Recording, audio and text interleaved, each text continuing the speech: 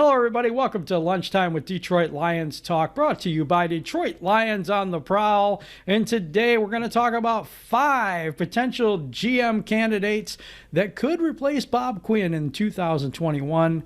We have a list of injuries like that. So we're going to have the good doctor come in and give us a segment on the injury report and tell us a little bit more inside information on those injuries. But first, before all that, I'm going to bring in my partner in crime, my good friend, Mr. Kurt Steele. What up, Doe? Hey, family. It's good to be back in the building. I had to take a couple days off, had to go on a short-term IR, but I am back for this show. And as always, do us a quick favor. Watch the videos all the way to the end so that it improves our YouTube algorithm so more Lions fans like yourself can get content from us right here on Detroit Lions on the Prowl. And you know what to do. Hit the subscribe button, ring the notification bell so you know when you're getting fresh content from us right here on the show. It's time to start the show right now.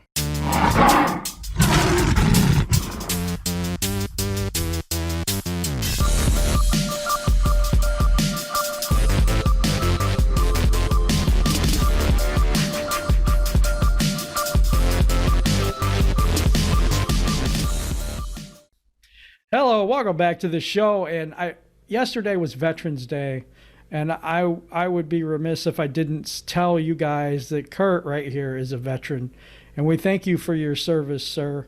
Appreciate everything that you've done for this country and for me personally. I really appreciate it. Well, thank you very much, Jim. Hey, one program the NFL has that I really enjoy is the Salute to Service gear. Every year that they do a Salute to Service campaign, it has gear, and then they honor the military veterans and service members, all from branches of service. And the hat I have on is a 2020 Salute to Service cap. Usually buy a cap or a jersey or a hat every year.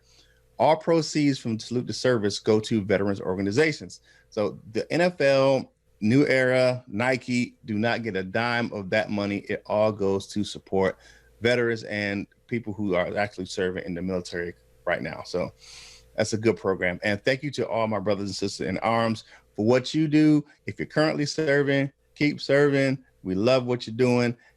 Thank you for your support. If you're retired or you're just a veteran, thank you again. I really appreciate it. And to all those brothers and sisters in arms I've served with in the military, salute. All right. Now, I really appreciate everyone that has served for us. My dad's a Vietnam veteran. Appreciate you, sir. So now we're going to go into comments, and we're going to find out what you are talking about the videos that we're coming out with. So Steve-O says, I would like to see Coombs get a chance at the interim head coach. That is if we fire Patricia mid-season or something. I like the fact that the special teams coordinator coordinators that get head coaching jobs aren't married to an offensive or defensive scheme. They're free to hire the best coordinators no matter what their scheme or philosophy is. And if a change is needed, he could totally go with a different scheme on either side of the ball. He could focus on being head coach, plus special teams would be solid. He's shown he can coach and get results in a bad situation, being successful in Cincinnati last year and Detroit this year. Industry comment. I like that. Yeah. Kevin Cheeseborough. Ooh, that's a name. The seats are hotter than Satan's toenail. I like that. How do you consistently have 10 or 12 men on the field? Yeah, we went from having 12 men and getting a penalty for it to now we have 10. At least we don't get penalized. See, that there's a silver lining in every dark cloud here. And Harmon made the comment, telling me, well, I have to physically count the guys. That's what the safety does. He said he was going to do it. But the safety does that. If any good safety knows that, I don't know. Wow. Don't get it. I play safety. You count the men on the field to make sure you have everybody there. Perhaps that's your job. Can't count. That's your job as that kind of like the defensive, because you're like the quarterback of that backfield back there and on the defense. So that's what your job is. You can see everybody because you can count everybody. Yeah. I don't know. Go ahead. Elijah Roberts. I don't think it's a coincidence that players I don't think it's a coincidence that players who have left Patricia's time in Detroit talking crap as soon as they leave the building. The writing was on the wall from day one when Patricia took a ping pong table out of the break room. Remember that? Who does that? Being late for every media session, telling the media to sit up straight. I can only imagine how he behaves behind closed doors. Ooh. Yeah, I got to agree with that. I actually thought he had gotten better at that as time has come along and more been himself. He tried to be Belichick, and that didn't work. Yeah, I don't know. I think that really is maybe a combination of all those things. But let's wrap it up with Devontae Watson said Bob Quinn did draft Davis in 2017. Yeah, we weren't sure about that. Thanks for the correction, because we weren't sure that he was drafted by Quinn, but that was his first draft pick, actually. That was his first draft pick, and he did draft T. Tabor in the second round. So that's great. Sorry. Much as that's worth. Much as that's worth.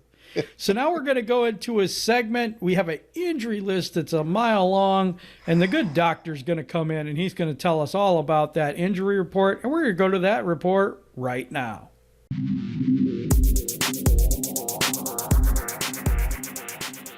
Let's go over the Detroit Lions injuries, the Wednesday injury report.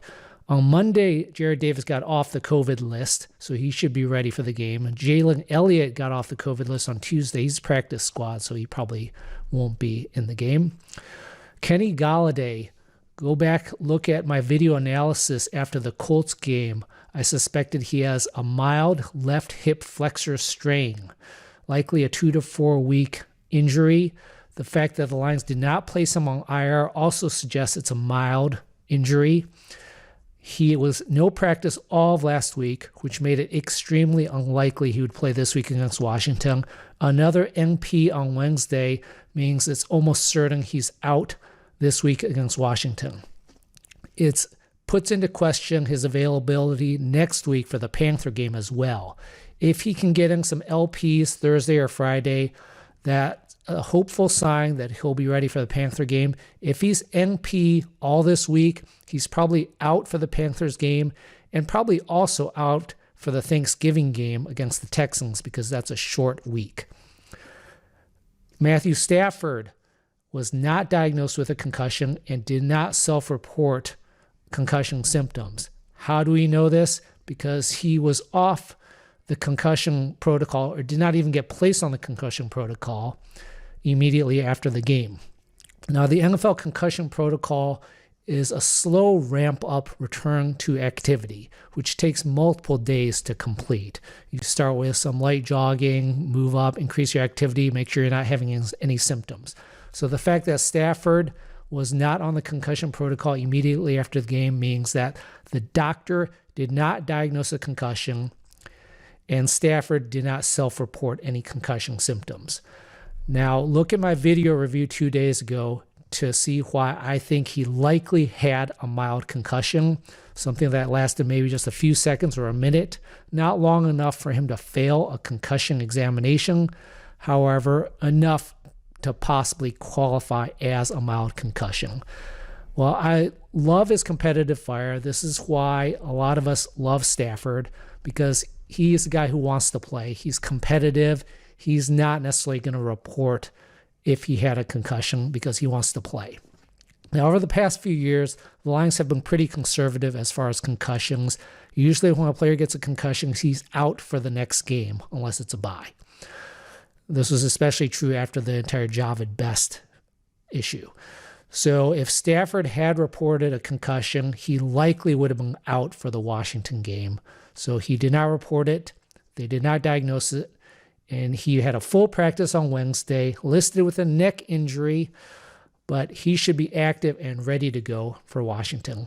The other concern we had with Stafford was whether he was going to have some delayed concussion symptoms a day or two later. Well, there was no sign of that. Stafford did not report it. If he did have any symptoms, they were not significant enough for him to self-report it. All right, let's move on to Halapulavati Vaitai, who left the game in the third quarter. He left the game after Stafford's first interception in the third quarter, which was about midway through the third, replaced the rest of the game by Ode Abushi. I did not see any specific injury. However, he came into the game with a foot injury. He's listed on the injury report with a foot. In the Colts game 2 weeks ago, I did a video analysis of his foot injury. He had been hobbling for much of that game and was severely limited in the fourth quarter and had to be replaced in the Colts game. In the Viking games, he also had to be replaced. I've been clamoring for at least 2 weeks that he needs some time off to rest his foot. You can't keep throwing him out there. He's not playing great. He has to leave the game the past 2 games because of this foot. Give this guy a week, or 2 weeks, or 3 weeks off.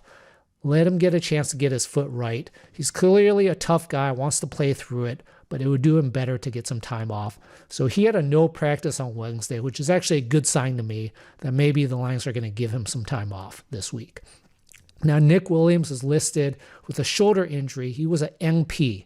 I reviewed the tape. He played until the second to last defensive play of the game in the fourth quarter. Did not see any obvious injury, so hard to say if he got injured on that play or not, but NP is not a great sign. Jamal Agnew, I did a video review of his injury after the Colts game. He landed on the ball on his left upper chest. He's listed with a rib injury. I'm suspecting a rib contusion, rib sprain, possibly even a rib fracture. Didn't look like anything too serious. Good sign that he's got an LP on Wednesday. I think there's a decent chance he'll be active and available against Washington. Now, Tyrell Crosby had an ankle injury. LP on Wednesday. I reviewed the tape. He was in the game through the final play of the game. Did not see any signs of an injury or any kind of major issue with him. I suspect if there's anything, it's mild, and he'll be active for Sunday's game. Joe Dahl missed last game with a back injury. He's again listed with a back. He did get an LP on Wednesday, which is good because he might need to be called on to replace Vaitai if Vaitai can't go. If Dahl can't go, then we're looking at Ode Abushi again as the right guard. All right, Jeff Okudah, who left the game after the first series in the third quarter. I did not see him after that first series in the third quarter. Did not see him get injured on that series. Did not see anything major. So likely a mild injury. He's listed with an ankle and groin. I'm suspecting nothing too serious here. I think there's a pretty good chance he will be available on Sunday. Danny Shelton played the whole game, including the very last play, which was a 4th and 1 with the Vikings. He looked fine on that last play, so I'm suspecting nothing major with him either. He had an LP listed with a chest injury on Wednesday. I suspect he'll be available for Sunday as well. All right, so there's the injury report for Wednesday. Feel free to leave any disagreements on my YouTube channel or at Jimmy Liao MD on Twitter. Thanks.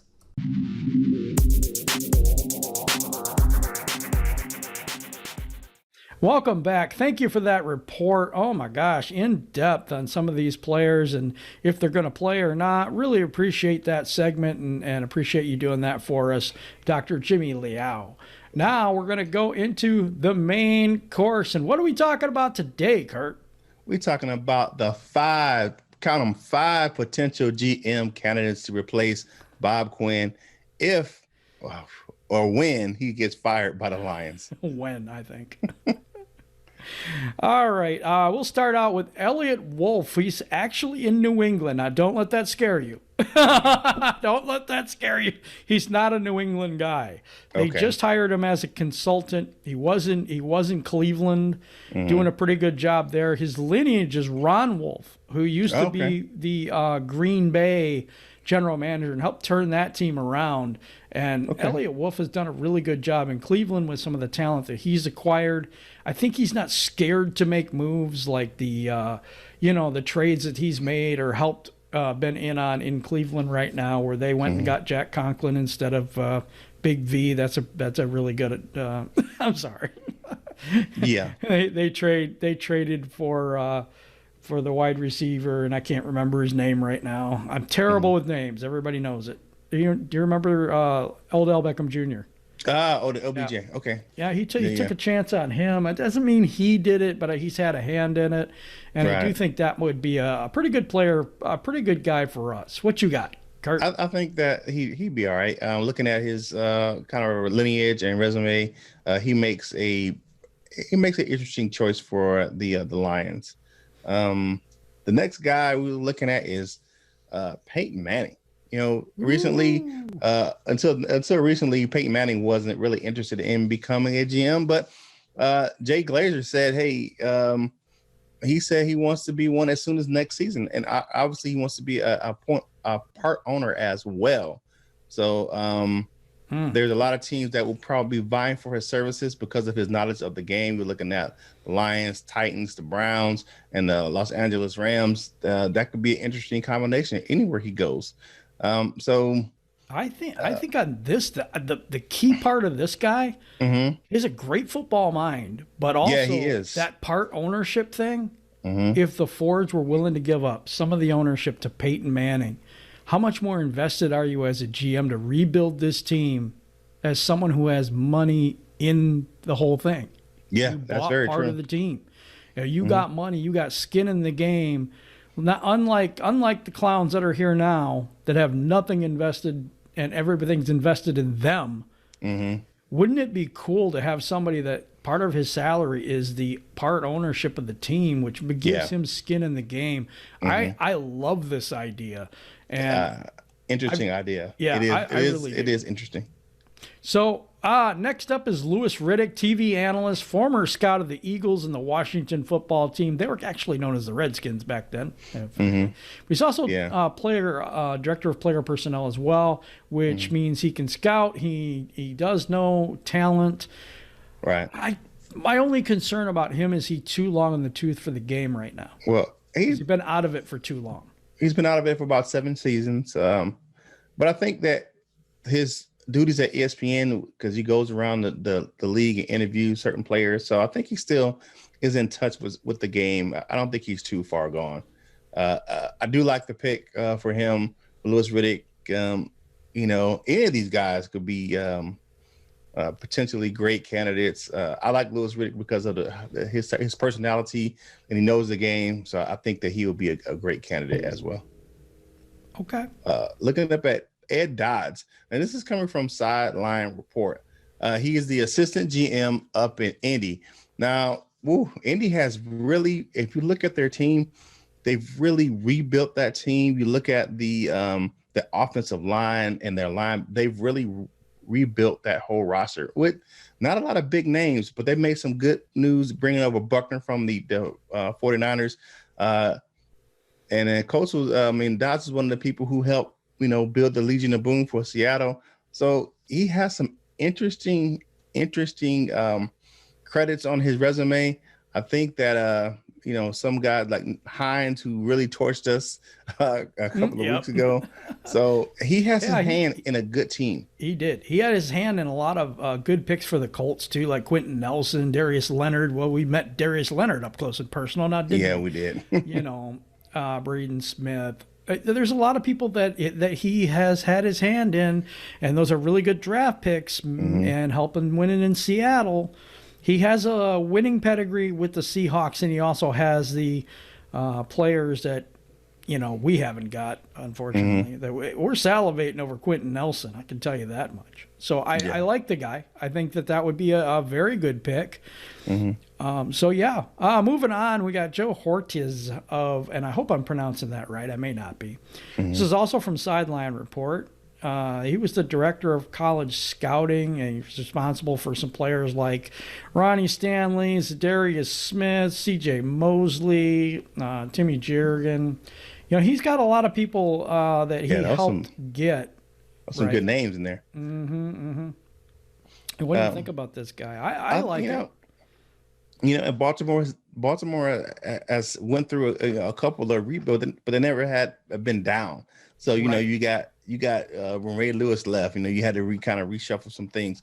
They never had it where they were just like totally at the bottom of the division. They were always competing with Pittsburgh, even when they had turnover in personnel. So that's if he is one of those individuals who kept that team really consistent over the last few years.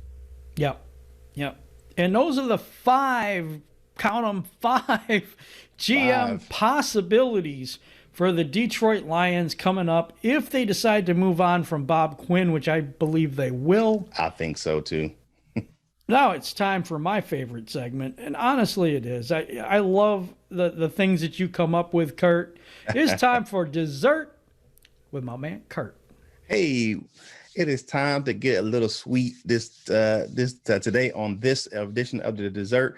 Yesterday after practice, Matthew Stafford got to go home and see his wife and kids for the first time since he went into the COVID-19 protocol. So he got to go home and check on his wife and play with his kids. It's a wonderful, wonderful thing when Matthew Stafford got to go home and see his family. I know he grabbed Hunter and hugged her to death because, you know, that's the 2-year-old who fell out of the high chair and bumped her head. So, you know, I know he was happy to see Kelly and Sawyer and Chandler and little baby Tyler, and he hugged Hunty to death. And he's a great girl dad. So shout out to Matthew Stafford. I know he enjoyed being back home with Kelly and the girls. He is amazing. He is our quarterback. He has not had a great season, but he's had a lot of things going on in his personal life too. And, you know, we don't know what the injury situation with him is sometimes. I know our team isn't that good. I'm just going to say this flat out. We already know this team is not that good, but we're trying to support our guys as much as we possibly can. Yes, it gets a little negative when you're 3-5. I get that. You know, but true Lions fans are going to stick with this team no matter what. But on that tip, the true Lions fans also can be critical of a team. You don't have to sit here and drink the Kool-Aid and have them, you know, force feed you whatever they want to. Think for yourself. You can have your own opinion and still be a fan. That's what I got for you today. Yeah. Oh, let's get into the question of today. Yes, you know what we got to do. Yay. If you're watching this part of the video, guess what? We done made it to the end. It is time. Who would you like to see as the next Lions general manager? So that's the question of the day. You know, take your time. You watch the video, leave us a comment saying who you want to see as the next Lions general manager. Yeah, that's interesting. Put it in the comments below. Maybe it's somebody we haven't talked about. Maybe it's somebody that we can talk about on a show later on. Also, in the comments below today, I would like you to put down stuff that you want to hear about. As a Lions fan, what do you want to see? What kind of content do you want us to bring to you? And if we select yours as the comment or the main course of the day, we're going to give a shout out to you. So thank you very much for participating. Thank you very much for your comments. Thank you very much for liking and subscribing and doing all the things that we ask you to do. Really appreciate you here. And Kurt, take us home. Hey, as always, watch our videos all the way to the end. Like I said, you've made it. It helps our YouTube algorithm and it puts our content in front of more Lions fans just like yourself. And as always, hit the subscribe button. Ring the notification bell so you know you're getting fresh content from us right here on Detroit Lions on the Prowl. Hey, do us a big favor. Thank a veteran.